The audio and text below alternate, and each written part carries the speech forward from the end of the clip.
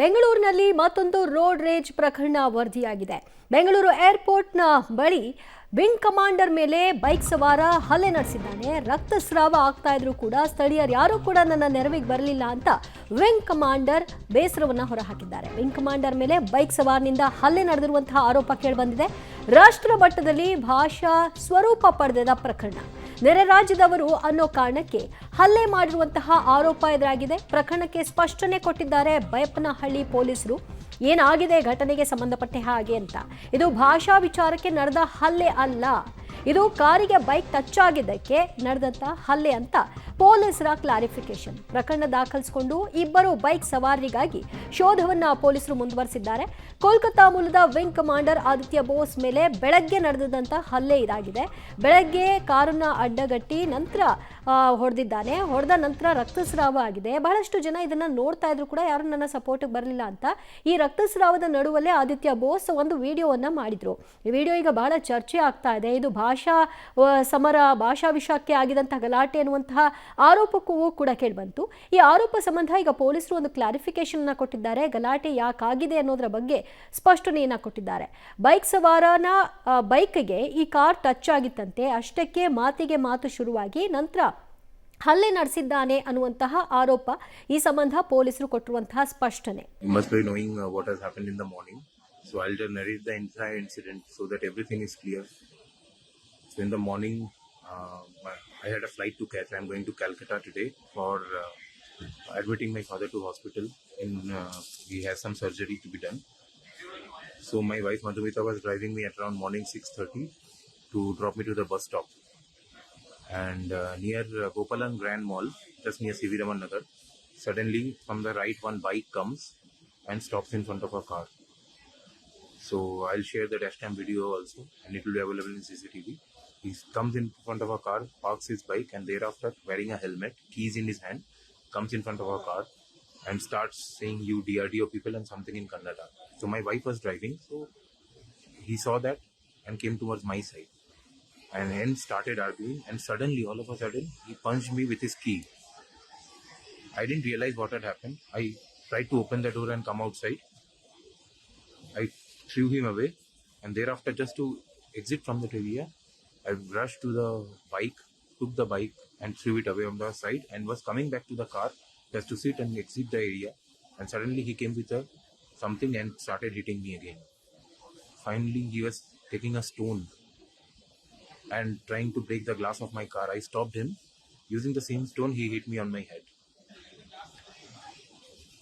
The shocking thing is that ಮತ್ತಷ್ಟು ಮಾಹಿತಿ ಪಡೆಯೋಣ ನಮ್ಮ ಪ್ರತಿನಿಧಿ ಪ್ರಕಾಶ್ರಿಂದ. ಪ್ರಕಾಶ, ಈ ಪ್ರಕರಣ ಬೆಳಕಿಗೆ ಬರ್ತಿದ್ದ ಹಾಗೆ ಇದು ಭಾಷಾವಾರು ವಿಚಾರಕ್ಕೆ ಆದಂತಹ ಗಲಾಟೆ ಅನ್ನುವಂತಹ ರೂಪವನ್ನು ಪಡ್ಕೊಳ್ತು. ಈಗ ಪೊಲೀಸರು ಕ್ಲಾರಿಫಿಕೇಶನ್ ಕೊಟ್ಟಿದ್ದಾರೆ.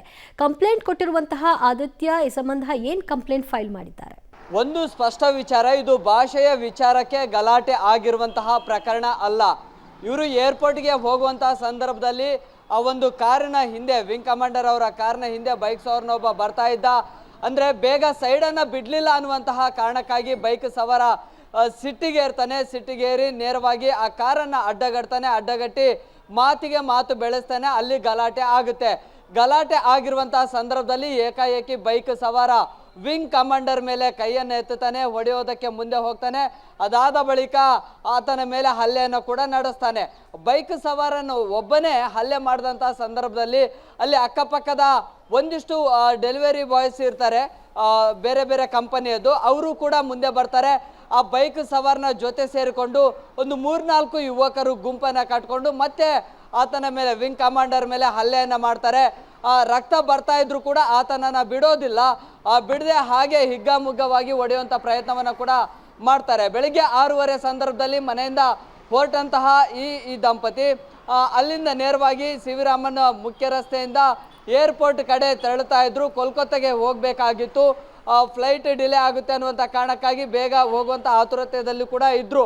ಆದರೆ ಹೋಗ್ತಾ ಇರುವಂಥ ಸಂದರ್ಭದಲ್ಲಿ ಈ ರೀತಿ ಕಾರನ್ನು ಅಡ್ಡಗಟ್ಟಿ ಹಲ್ಲೆ ಮಾಡೋದ್ರಿಂದಾಗಿ ಒಂದರಲ್ಲಿ ಮಾನಸಿಕವಾಗಿ ಕೂಡ ಕುಗ್ಗಿ ಹೋಗ್ತಾರೆ.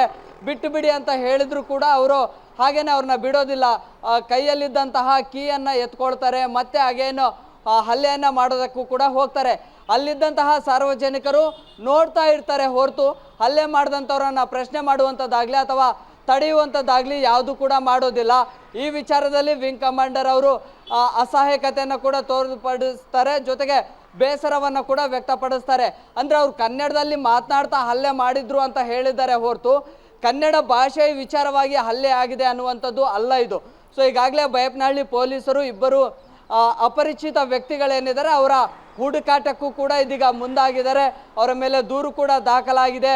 ಒಂದಿಷ್ಟು ಫೋಟೋಸ್ಗಳು ಮತ್ತು ವಿಡಿಯೋಗಳನ್ನು ಕೂಡ ಈಗ ವಿಂಗ್ ಕಮಾಂಡರ್ ಅವರು ಸಂಗ್ರಹವನ್ನು ಮಾಡಿಕೊಂಡಿದ್ರು, ಅದನ್ನು ಪೊಲೀಸರಿಗೆ ಒಪ್ಪಿಸಿದ್ದಾರೆ. ಆ ವಿಡಿಯೋಗಳನ್ನು ಇಟ್ಕೊಂಡು ಈಗ ಹಲ್ಲೆ ಮಾಡಿದಂಥವರನ್ನ ಹುಡುಕಾಟವನ್ನು ಕೂಡ ಪೊಲೀಸರು ನಡೆಸ್ತಾ ಇದ್ದಾರೆ. ಆದರೆ ಒಂದಂತೂ ಸ್ಪಷ್ಟ, ಪದೇ ಪದೇ ಈ ರೀತಿಯ ರೋಡ್ ರೇಜ್ ಪ್ರಕರಣಗಳು ಬೆಂಗಳೂರಲ್ಲಿ ಹೆಚ್ಚಾಗ್ತಾ ಇದೆ.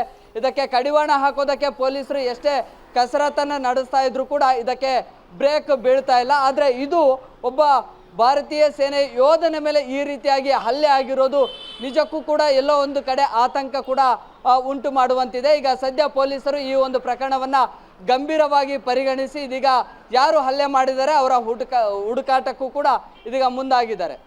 ಓಕೆ, ವಿಂಗ್ ಕಮಾಂಡರ್ ಹೇಳ್ತಾರೆ ಸ್ಥಳೀಯರು ಇದನ್ನು ಗಮನಿಸ್ಕೊಂಡಿದ್ರು ಕೂಡ ಯಾರು ನನ್ನ ಸಪೋರ್ಟಿಗೆ ಬರಲಿಲ್ಲ, ನನ್ನನ್ನು ರಕ್ಷಣೆ ಮಾಡಲಿಲ್ಲ ಅಂತ.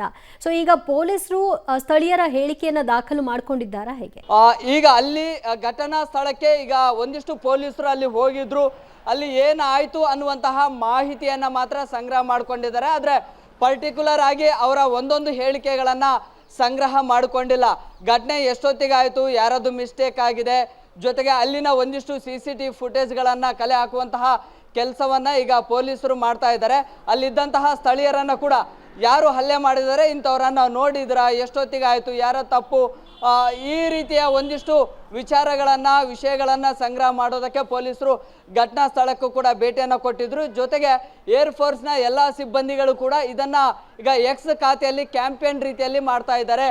ಈ ರೀತಿಯ ಘಟನೆ ಆಗಿರೋದು ನಿಜಕ್ಕೂ ಕೂಡ ಆತಂಕಕಾರಿ, ಇದು ಖಂಡನೀಯ ಅನ್ನುವಂತಹ ಒಂದು ರೀತಿಯ ಆತಂಕವನ್ನು ಕೂಡ ವ್ಯಕ್ತಪಡಿಸ್ತಾ ಇದ್ದಾರೆ. ಯಾರು ಹಲ್ಲೆ ಮಾಡಿದ್ದಾರೆ ಅಂಥವ್ರನ್ನ ಕೂಡಲೇ ಬಂಧಿಸಬೇಕು ಅನ್ನುವಂತಹ ಆಗ್ರಹವನ್ನು ಕೂಡ ಮಾಡ್ತಾ ಇದ್ದಾರೆ. ಜೊತೆಗೆ ಪೊಲೀಸರಿಗೂ ಕೂಡ ಇದು ಒಂದು ರೀತಿಯಲ್ಲಿ ಚಾಲೆಂಜಸ್. ಅಂದರೆ ಭಾರತೀಯ ಯೋಧನ ಮೇಲೆ ಈ ರೀತಿಯಾಗಿ ಕಾರನ್ನು ಅಡ್ಡಗಟ್ಟಿ ಹಲ್ಲೆ ಮಾಡ್ತಾರೆ ಅಂತ ಹೇಳಿದರೆ, ಯಾರೋ ಒಂದು ಪುಂಡರ ಗ್ಯಾಂಗ್ ಈ ರೀತಿಯಾಗಿ ಮಾಡಿದ್ರೆ ಪೊಲೀಸರು ಸುಮ್ಮನೆ ಇರೋದಕ್ಕೆ ಆಗೋದಿಲ್ಲ. ಅವರಿಗೆ ಹೆಡೆಮೂರಿ ಕಟ್ಟುವಂಥ ಪ್ರಯತ್ನ ಮಾಡೇ ಮಾಡುತ್ತೆ. ಆದರೆ ಯಾವ ಕಾರಣಕ್ಕೆ ಇಲ್ಲಿ ಗಲಾಟೆ ಆಯಿತು ಅಂದರೆ ಸೈಡ್ ಬಿಡಲಿಲ್ಲ ಅನ್ನುವಂತಹ ಕಾರಣಕ್ಕಾಯ್ತಾ ಅಥವಾ ಭಾಷೆ ವಿಚಾರಕ್ಕಂತರೂ ಅಲ್ಲ ಅನ್ನುವಂಥದ್ದು ಈಗಾಗಲೇ ಸ್ಪಷ್ಟವಾಗಿ ಗೊತ್ತಾಗಿದೆ. ಹಾಗಿದ್ರೆ ಯಾಕೆ ಮಾಡಿದ್ರು ಅನ್ನುವಂಥ ಒಂದು ನಿಖರವಾಗಿರುವಂಥ ಕಾರಣವನ್ನು ಕೂಡ ಈಗ ಪೊಲೀಸರು ಪಡೆಯಲಿದ್ದಾರೆ. ಆದರೆ ಈಗ ಯಾರು ವಿಂಗ್ ಕಮಾಂಡರ್ ಇದ್ದಾರೆ ಅವರು ಪ್ರತಿಕ್ರಿಯೆಯನ್ನು ಕೊಡೋದಕ್ಕೆ ಮುಂದಾಗ್ತಾ ಇಲ್ಲ. ಈಗ ಡಿಫೆನ್ಸ್ನ ಒಂದಿಷ್ಟು ಪ್ರೋಟೋಕಾಲ್ಗಳ ಬೇಸ್ನಲ್ಲಿ ಅವರು ಮಾಧ್ಯಮಗಳಿಗೆ ಬರೋ ಹಾಗಿಲ್ಲ. ಸೊ ಹಾಗಾಗಿ ಈಗ ವಿಂಗ್ ಕಮಾಂಡರ್ ಅವರು ಅವರ ತಮ್ಮ ಖಾತೆಯಲ್ಲಿ ಇನ್ಸ್ಟಾಗ್ರಾಮ್ ಖಾತೆಯಲ್ಲಿ ಏನಾಯಿತು ಘಟನೆ ಅನ್ನುವಂಥದ್ರ ಬಗ್ಗೆ ಹಂಚಿಕೊಂಡಿದ್ರು. ಆದರೆ ಪ್ರತಿಕ್ರಿಯೆಯನ್ನು ಕೊಡೋದಕ್ಕೆ ಮಾಧ್ಯಮಗಳ ಮುಂದೆ ಬಂದಿಲ್ಲ. ಈಗ ಪೊಲೀಸರಂತರೂ ಈ ಪ್ರಕರಣವನ್ನು ಗಂಭೀರವಾಗಿ ಪರಿಗಣಿಸಿದ್ದಾರೆ. ಈಗ ವಿಂಗ್ ಕಮಾಂಡರ್ದೇ ಆರಂಭದಲ್ಲಿ ತಪ್ಪಿರಬಹುದು, ಟಚ್ ಆಗಿರಬಹುದು, ಆದರೆ ಅದನ್ನು ಹ್ಯಾಂಡಲ್ ಮಾಡಬೇಕಾದ ರೀತಿ ಬೇರೆಯೇ ಇತ್ತು.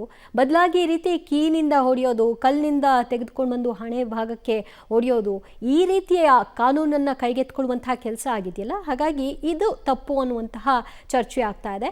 ಮತ್ತು ವಿಂಗ್ ಕಮಾಂಡರ್ ಅವರ ಹೇಳಿಕೆಯ ಸಂದರ್ಭದಲ್ಲಿ ಅವರು ಕನ್ನಡದಲ್ಲಿ ಮಾತಾಡ್ತಾ ಇದ್ರು ಅಂತ ಹೇಳ್ತಾರೆ ವಿನಃ ಭಾಷೆಯ ವಿಷಯಕ್ಕೆ ಆದ ಗಲಾಟೆ ಅಂತ ಅವರೆಲ್ಲೂ ಕೂಡ ಅವರ ವಿಡಿಯೋದಲ್ಲಿ ಹೇಳಿಲ್ಲ. ಹಾಗಾಗಿ ಇದು ಭಾಷೆಯ ವಿಷಯಕ್ಕೆ ಆದಂತಹ ಗಲಾಟೆ ಅಲ್ಲ ಅಂತ ಪೊಲೀಸರು ಕೂಡ ಕ್ಲಾರಿಫೈ ಮಾಡಿದ್ದಾರೆ.